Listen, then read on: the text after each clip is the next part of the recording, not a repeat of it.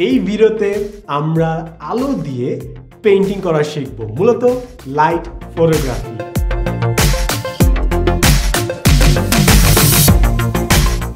এই ফটোগ্রাফি করার জন্য আমাদের জাস্ট ক্যামেরায় প্রো কিংবা ম্যানুয়াল মোডটা লাগবে এবং একটা আলোর উৎস লাগবে। এবং আপনি চাইলে অনেকগুলো মোবাইলের ফ্ল্যাশ একসাথে ব্যবহার করতে পারেন কিংবা ডিফারেন্ট টাইপের লাইটিং দিয়ে এক্সপেরিমেন্ট করতে পারেন। সো লাইট পেইন্টিং করার জন্য প্রথমে আমাদেরকে মোবাইলের প্রো মোডে যেতে হবে। প্রো মোডে যাওয়ার পর আমরা ফোকাস করব, ম্যানুয়ালি ফোকাস করে আমাদের মডেল কিংবা সাবজেক্ট যেখানে দাঁড়িয়ে আছে সেখানে ফোকাস করব। ডান।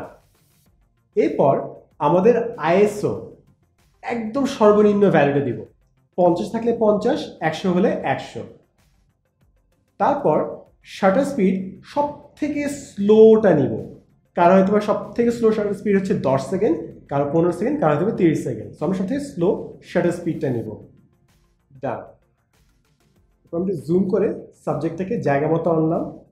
পারলে ক্যামেরা স্ট্যান্ডটা আগানো পিছনে করলেই বেটার হয়, কারণ আমি জুম করলে একটু কোয়ালিটি লস করব, বাট এটা এক্সাম্পলের জন্য দেখাচ্ছি। ফাইনালি আমাদের যে টাইমার আছে, টাইমারে আমরা 5 সেকেন্ড কিংবা 10 সেকেন্ড দিয়ে দিব, অর্থাৎ ক্লিক করার 10 সেকেন্ড পর আমাদের ছবিটা নেওয়া শুরু হবে। সো সব কিছু সেট। আমাদের কাছে দুটো মোবাইল ফোনের ফ্ল্যাশ আছে।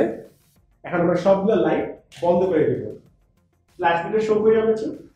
এই হচ্ছে আমাদের দুটো ফ্ল্যাশ এবং সাবজেক্টের ঠিক পিছে। এখন আমরা শুরু করছি। ক্লিক করলাম।